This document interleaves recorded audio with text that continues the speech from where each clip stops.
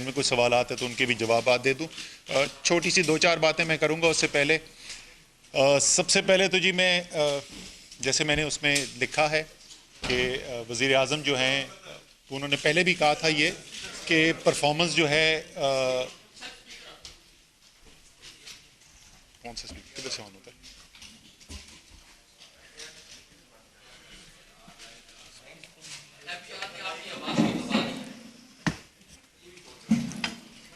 جی اب ٹھیک ہے جی. یار آپ نے مشکل کام کرا. اچھا جی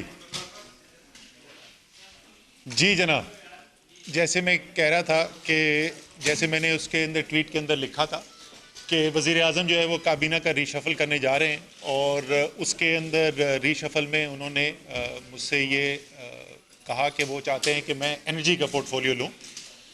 لیکن اس کے بعد رات کو ہماری بات ہوئی تھی, پھر صبح ہماری ملاقات بھی ہوئی, تو اس میں نے ان کو کنونس کر دیا ہے کہ مجھے اجازت دیں کہ میں کیبنٹ سے سٹیپ ڈاؤن کر دوں. لیکن کیبنٹ سے سٹیپ ڈاؤن کرنے کا یہ مقصد ہرگز نہیں ہے, جیسے میں نے ان کو بھی کہا, کہ عمران خان کو اور ان کے نئے پاکستان کے ویژن کو سپورٹ کرنے کے لیے میں اویلیبل نہیں. وہ پہلے بھی تھا, وہ آج بھی اویلیبل ہوں, اور میں خاص طور پہ شکریہ ادا کرنا چاہتا ہوں عمران خان کا. مزے کی بات یہ ہے کہ مہتاب 18 اپریل 2012 کو خبر لگی تھی, جہاں تک مجھے آج صبح جو مجھے کوئی دکھا رہا تھا شہباز, وہ ایکسپریس ٹریبیون کی خبر تھی, ہیڈنگ لگی تھی Asad Umar P T I join کر رہے ہیں. تو ایگزیکٹلی 7 سال بعد, اور یہ 7 سال کا سفر جو ہے بڑا امیزنگ جرنی جس کو بولتے ہیں, کہ ایک بہت ہی ایسا سفر گزرا ہے جس کے اندر مشکل بھی دیکھی ہے, اچھے وقت بھی دیکھیں, لیکن دل کو تسکین ہوئی ہے کہ کچھ کرنے کی ایسی کوشش کی ہے کہ جس سے ملک کے لیے بہتری ہو سکے. اور اسی لیے عمران خان نے مجھے بار بار کہا تھا کہ آپ آئیں, کہ میں چاہتا ہوں کہ ملک کی بہتری کے لیے آپ ہمارے ساتھ مل کے کام کریں. اس سفر کے اندر جی میں جو پی ٹی آئی کے سپورٹرز ہیں عمومی طور پہ ان تمام کا شکریہ ادا کرنا چاہتا ہوں. بے تحاشا محبت خلوص ملا ہے مجھے ان سے. خاص طور پہ میں شکریہ ادا کرنا چاہتا ہوں ہمارے پی ٹی ان کا خاص طور پہ میں شکریہ ادا کرنا چاہتا ہوں. اور سوشل میڈیا پہ ہمارے جو والنٹیئرز ہیں, جو کبھی کچھ لوگ یہ سمجھتے ہیں کہ ہمارے کہنے پہ کر رہے ہیں, لیکن وہ اتنے جذباتی خلوص والے لوگ ہیں, وطن کی بہتری چاہتے ہیں اور کچھ بھی نہیں چاہتے. ان کا میں خاص طور پہ میں ان کو سلام پیش کرنا چاہتا ہوں. میں واقعی میں سمجھتا ہوں کہ یہ جو جنون اور جذبے سے بھرے ہوئے نوجوان جو ہیں, ان کے بغیر آج عمران خان وزیر اعظم نہیں ہو سکتے تھے, اسد عمر وزیر خزانہ نہیں ہو سکتے تھے. تو ان کو خاص طور پہ میں خراج عقیدت پیش کرنا چاہتا ہوں. دوسرا میں شکریہ ادا کرنا چاہتا ہوں جی NA48 اور اب NA54 کے عوام کو. NA48 کے عوام نے اپوزیشن میں تھے, کام کم کروا سکتے تھے, اس کے باوجود بے تحاشا عزت دی, پیار دیا. اور NA54 کے جو عوام ہیں, میں ان کا خصوصی شکریہ ادا کرنا چاہتا ہوں کہ جتنا انہوں نے صبر و تحمل کا مظاہرہ کیا, کہ دیکھتے تھے کہ میں مشکل ایک ذمہ داری پہ ہوں تو ٹائم نہیں دے سکا, کم ٹائم دیا, اس کے باوجود جو ہے انہوں نے شکایت نہیں کی, تو ان کا بھی میں شکریہ ادا کرنا چاہتا ہوں. تھوڑا سا میں یہ بھی کہنا چاہتا ہوں کہ معیشت کہاں پہ کھڑی ہوئی ہے اور ہم اس وقت کدھر جا رہے ہیں. کل میں نے رات کو ٹی وی پروگرام کیا تھا, بڑی تفصیلی ہم نے بات کی تھی. دوبارہ تھوڑا دہرا رہا ہوں, لیکن میرے خیال میں ضروری ہے کہ جو وزیر خزانہ آگے آئیں گے ان کے لیے بھی ریکارڈ پہ بات رکھ دی جائے کہ جہاں پر معیشت کھڑی تھی وہ پاکستان کی معیشت کے, یہ میں بات کر رہا ہوں اس وقت کی جب الیکشن ہوا, حکومت بنی تحریک انصاف کی, وہ پاکستان کی تاریخ کی معیشت کی خطرناک ترین لمحات میں سے ایک تھے. لوگ یہ کہتے ہیں کہ اس میں کچھ اچھی صورتحال بھی تھی اور کچھ بری بھی تھی, اور یہ سچ ہے, اچھائی برائی دونوں چل رہی ہوتی ہے. لیکن جو برائی تھی وہ اس نوعیت کی تھی کہ وہ بالکل ہی آپ کو کھائی میں گرا سکتی تھی. اور اس صورتحال سے مشکل فیصلے کیے گئے, نکلنے کے لیے بہتری بھی آئی, اعداد و شمار کے اندر نظر بھی آئی, اور وہ ہم نے دیکھا ہے. لیکن جیسے میں نے پہلے کہا ہے, کئی دفعہ کہا ہے, کل رات بھی کہا تھا, یہ نہیں ہے کہ اس وقت معیشت کے بڑے اچھے حالات ہو گئے تو جو نیا وزیر خزانہ آئے گا وہ بھی ایک مشکل معیشت کو سنبھالے گا. اور اس کی بھی جس وقت میری اپوائنٹمنٹ ہوئی تھی تو مجھے یاد ہے تمام لوگ مجھے انٹرنیشنل میڈیا والے جو انٹرویو کرتے تھے وہ بھی یہی کہتے تھے, لوکل جرنلسٹ بھی کہتے تھے کہ پاکستان کی مشکل ترین جاب اسد عمر کے پاس ہے. تو وہ شاید اتنی مشکل نہ ہو، لیکن ابھی بھی میرے خیال میں مشکل ترین جاب جو ہے وزیر اعظم کے بعد یہی ہے۔ تو ان کے لیے بھی میں امید کرتا ہوں کہ پوری ان کو سپورٹ ملے گی، جو بھی سپورٹ کی ضرورت ہے۔ بہتری کی طرف ہم جا رہے ہیں، اس میں کوئی شک نہیں ہونا چاہیے۔ اس معیشت میں بڑی جان ہے، صرف تھوڑے مشکل فیصلے کرنے کی ضرورت ہے اور تھوڑے صبر و تحمل کی ضرورت ہے۔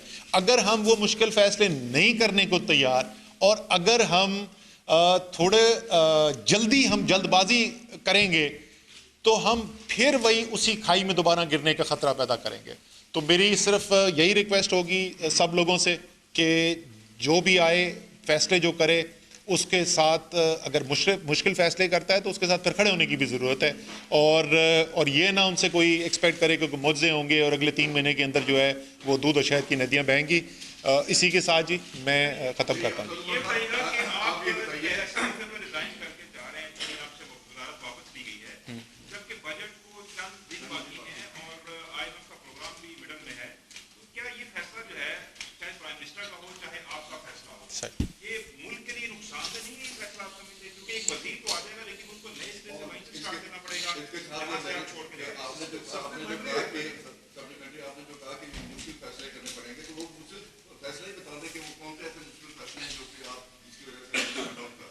نہیں، میں تو میں مشکل فیصلے لیتے سے گھبراتا نہیں ہوں، وہ ہم نے پہلے بھی دیکھا ہے۔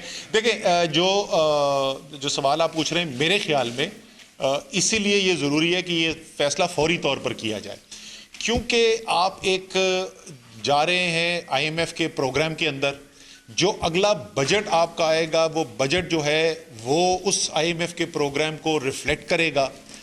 اس لیے جو شخص آگے ذمہ داری لے رہا ہے اس پروگرام کو امپلیمنٹ کرنے کے لیے، آلریڈی لیٹ ہے یہ، اگر اس سے 1 مہینے پہلے ہوتا تو اور بہتر ہوتا، لیکن ابھی بھی جو ہے جو فیصلہ جب آپ نے کیا تو فوری طور پر اس کو امپلیمنٹ کرنا ضروری ہے، تاکہ اس کی جو ڈیٹیلڈ امپلیمنٹیشن ہے اس کے اندر تو شامل ہو۔ بجٹ کے اندر ظاہر ہے آپ نے جو آپ پوچھ رہے تھے مشکل فیصلہ کہ مشکل بجٹ ہوگا، لیکن اس مشکل بجٹ کے اندر ظاہر ہے چوائسیز ہوتی ہیں، آپ بہت مختلف طریقے سے اس اعداد و شمار پہ پہنچ سکتے ہیں، تو اس لیے اس کا استحقاق ہونا چاہیے جس نے امپلیمنٹ کرنا ہے۔ جی سر،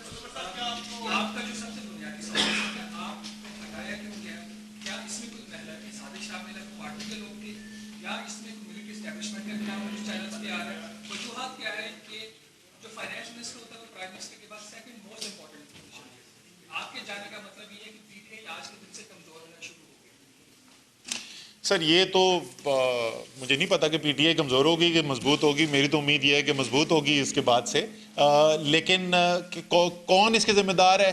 شہباز آپ مجھے جانتے ہو، مجھے ان چیزوں میں کبھی انٹرسٹ نہ دلچسپی رہی نہ ہے۔ مجھے آپ میں سے بہت لوگوں کے فون کالز آئے، بڑے لوگوں نے مجھے بتایا جی یہ ہو رہا ہے وہ ہو رہا ہے، میں کہتا یار میں 14 گھنٹے کام کر رہا ہوں، میں اس لیے ادھر آیا تھا کہ اگر میں کوئی کنٹریبیوٹ کر سکتا ہوں پاکستان کی معیشت کے لیے، پاکستان کے لیے عمومی طور پہ اگر کوئی کنٹریبیوشن کرتا میں اس لیے آیا تھا، میں تو کوئی سازشوں کا حصہ بننے کے لیے نہیں آیا تھا، اگر کوئی کر رہا ہے تو ضرور کرے۔ تو سچی بات ہے، میں آپ سے کوئی بات چھپا کے نہیں کہہ رہا، سچی بات ہے کہ مجھے نہیں پتا کہ کوئی سازش ہوئی ہے کہ نہیں ہوئی ہے۔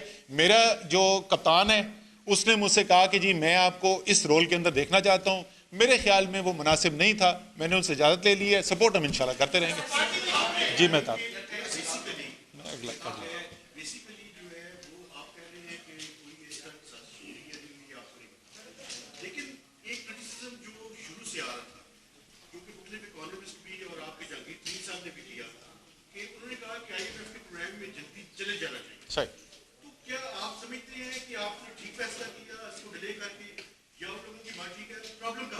بالکل سر، یہ بہت آپ نے اہم سوال پوچھ لیا، اور میرے خیال میں سب سے زیادہ بات یہی کی جاتی ہے۔ دیکھیں جی، میرے خیال میں پاکستان کا وزیر خزانہ جو ہے نا، اس کی ذمہ داری جو ہے وہ اس ملک کے 21 کروڑ عوام کے اوپر ہے۔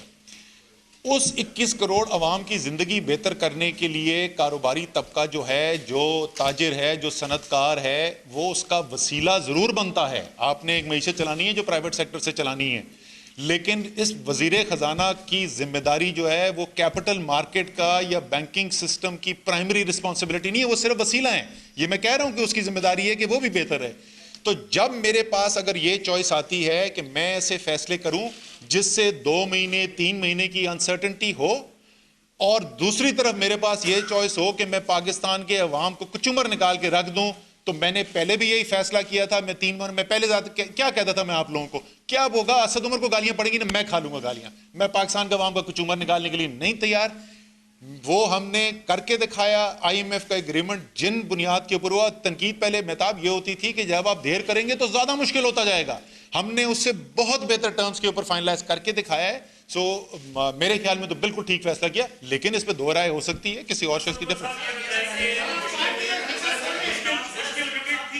میں اس کو ایک سے میں رضوان کا لے لوں پھر آپ.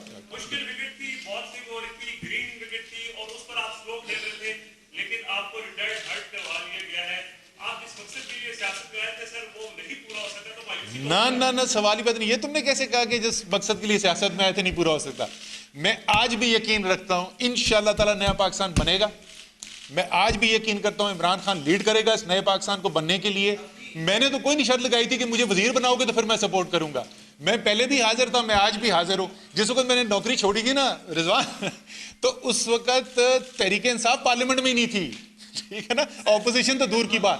میں نے پہلا الیکشن 2013 کا الیکشن لڑوایا, میں نے ٹکٹ نہیں مانگا, میں تو کیمپین چلا رہا تھا. تو میری یہ جو نئے پاکستان بنانے کی خواہش اور جو میری خدمات حاضر تھیں بہتر پاکستان کے لیے, وہ کرسی پہ منحصر نہیں تھی. جی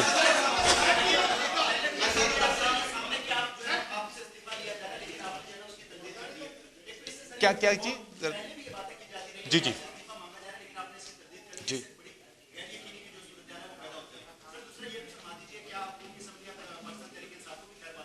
نہیں جی, میں بالکل پہلے دوسرے سوال کا جواب دے دوں. میں بالکل بھی تحریک انصاف کو خیر بات نہیں کر رہا. میں نے جیسے پہلے کہا تھا, میرا آج بھی یقین ہے انشاءاللہ تعالی عمران خان نیا پاکستان بنانے میں کامیاب ہوں گے. لیکن آپ نے جو کہہ رہی تردید, جی جی بالکل, میرے سے اس وقت کوئی ایسی بات نہیں ہوئی تھی. میرے سے یہ بات پہلی دفعہ کل رات کو ہوئی ہے.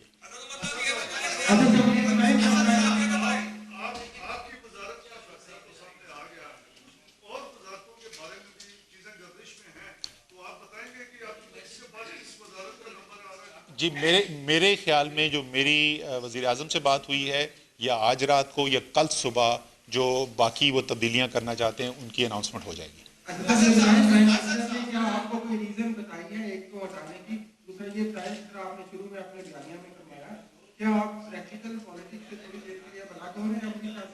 نہیں سر, میں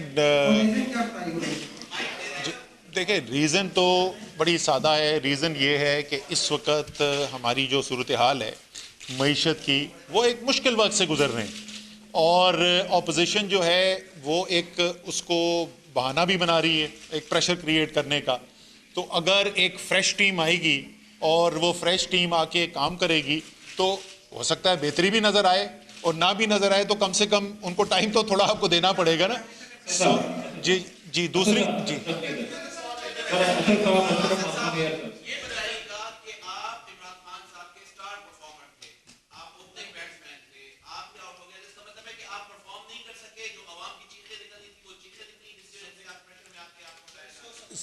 جی سر میں چھوڑ کے بالکل بھی نہیں جا رہا. میں ادھر ہی ہوں. جو آپ کا سوال تھا, دیکھیں ظاہر ہے وزیر اعظم کے ذہن کے اندر اس سے بہتری آ سکتی ہے, اسی لیے وہ یہ کروا رہے ہیں. جہاں تک چیخوں کی تعلق ہے, وہ میں بہت تفصیل سے پہلے بھی بات کر چکے ہیں. ہم موازنہ آپ کے سامنے پہلے رکھ چکے ہیں. 8 ماہ کا, اب تو میرا 8 ماہ ختم ہو گئے نا, پہلے 8 ماہ جو تھے پیپلز پارٹی کے دور کے, وہ بھی ریکارڈ نکال کے رکھ لیں. وہ بھی بیلنس آف پیمنٹ کرائسس کے بعد تھے. پہلے 8 ماہ کا دور مسلم لیگ نون کے بھی نکال کے رکھ لیں, اور پہلے 8 ماہ کا دور تحریک انصاف کا نکال کے رکھ لیں.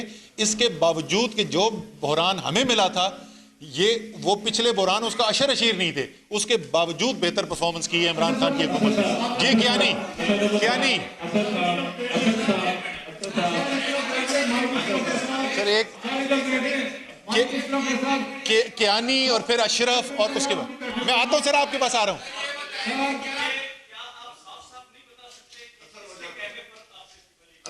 سر میں آپ کو دیکھیں آف ایئر بھی مجھ سے بات کریں گے. یہاں پہ بہت کمرے میں لوگ بیٹھے ہوئے ہیں جو مجھ سے آف ایئر بات کر چکے ہیں, میں ان کا نام نہیں یہاں لینا چاہتا, اور آج کی بات نہیں ہے, اس سے پہلے کرتے رہے.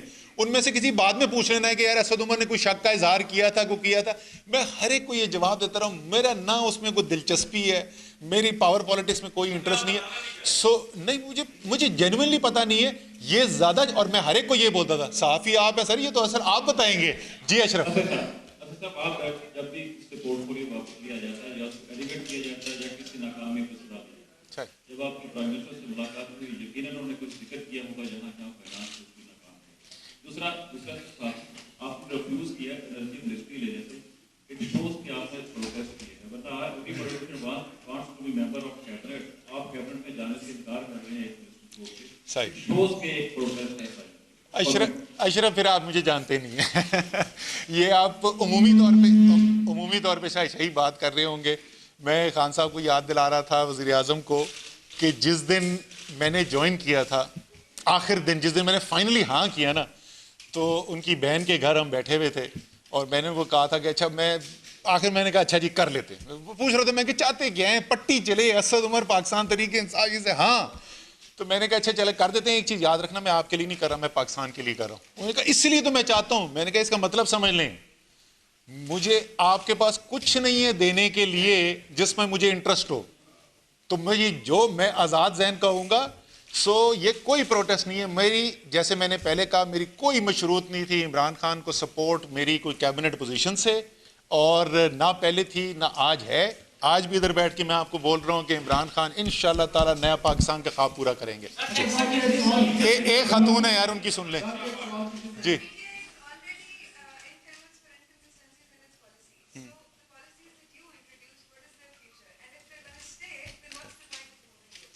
دیکھیں, بیسک جو پالیسی ڈیزائن ہے وہ تو میرے خیال میں بالکل بھی چینج ہونا نہیں ہے.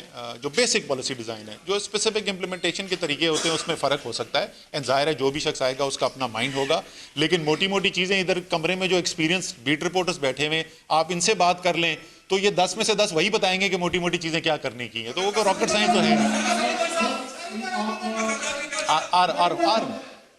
جی.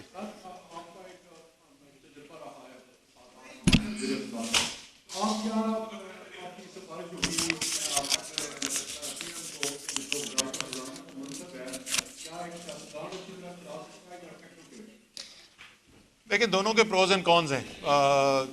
میرے خیال میں ظاہر ٹیکنوکریٹ کی پروفیشنل نالج زیادہ ہوتی ہے, اس میں اس سبجیکٹ کے اوپر زیادہ مہارت رکھتا ہے. لیکن کوئی بھی کابینہ کی پوزیشن ہو, اور خصوصی طور پہ اگر آپ معیشت سے تعلق کر رہے ہیں, جس بندے نے جڑوں پہ لوگوں کے ساتھ اٹھا بیٹھا ہو تو اس کو بھی ایک ایڈوانٹیج ہوتا ہے. دونوں چیزوں کی اپنی اپنی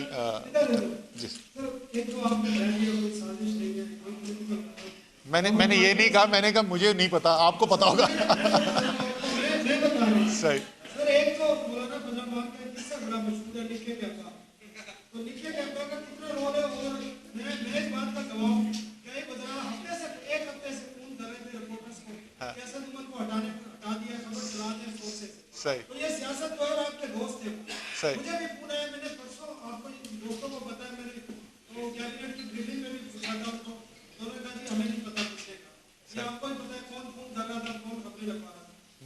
مجھے سچی میں نہیں پتا کون کر رہا تھا. نہیں سیریسلی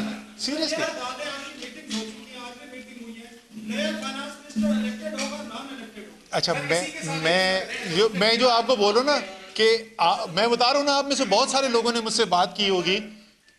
مجھے لوگ یہ کہتے رہتے کہ آپ کے کولیگز جو ہیں وہ کہہ رہے ہیں, اگر کوئی کمرے میں ایک بندہ مجھے بتا دے, میں نے مڑ کے پوچھا ہو کون سا کولیگ تھا, میں کبھی سوال ہی نہیں پوچھتا. جی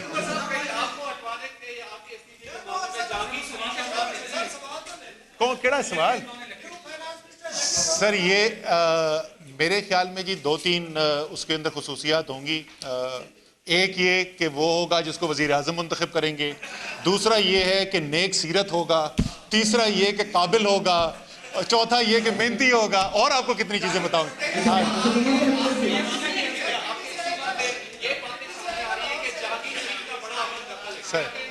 سر یہ ان سے پوچھیں, مجھے تو نہیں پتا. آخری سوال سر. کیا نہیں بہت شکریہ سر, آپ نے سب کے سوالات کیے, لیکن ایک آخری سوال ہے, دل پر ہاتھ رکھ کے سے مجھے بتا دیں کہ کیا پی ٹی آئی میں نان الیکٹیبلز इलेक्टेबल्स पर ज्यादा हावी है, बिल पर हाथ रखिए, आंसर दीजिए। नहीं, ये मैंने बड़ा इल्ज़ाम सुना है, बिल्कुल भी ऐसा नहीं है। बहुत सारे ऐसे लोग हैं जो इलेक्टेड हैं और बेतहाशा वजन रखते हैं, असर और रसूख रखते हैं, और ऐसे भी लोग हैं जो इलेक्टेड नहीं हैं और वो भी असर और रसूख रखते हैं। तो ऐसा नहीं है कि सिर्फ 8 महीने में, 8 महीने में गिनती कमजोर है आपकी। हाँ सही सही सही।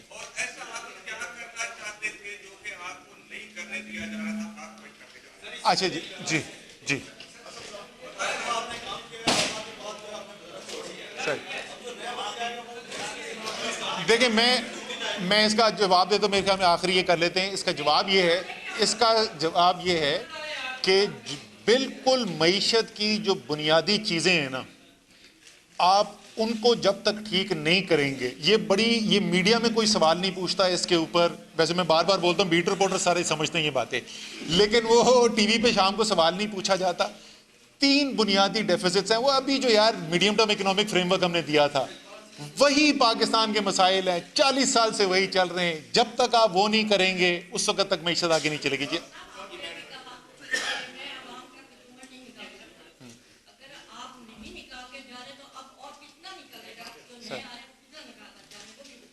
सर, मैं ये नहीं कह रहा जो नए आने वाले, मैं तो कह रहा हूं कि मैं सुन लेना मेरी बात। मैंने क्यों कहा, इसलिए नहीं कि अभी निकलने वाला है, मैंने इसलिए कहा कि जो मुआहिदा हमारे पास सामने रखा था, जिसको हमने साइन नहीं किया, उसमें और आज जो मुआहिदा होने जा रहा है उसमें बहुत फर्क है।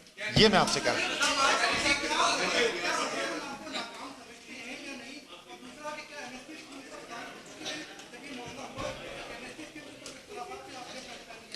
नहीं, एमनेस्टी स्कीम का इससे कोई ताल्लुक नहीं है, ये तो मैं आपको पक्का कह सकता हूँ। जहाँ तक मेरे ख्याल में जो हमने 8 महीने में काम किए, कुछ ऐसी चीज़ें थी जिसमें बड़े अच्छे रिजल्ट मिले, कुछ ऐसी चीज़ें थी जिसके अंदर रिजल्ट ठीक नहीं मिले। दोनों चीज़ें थी, दोनों।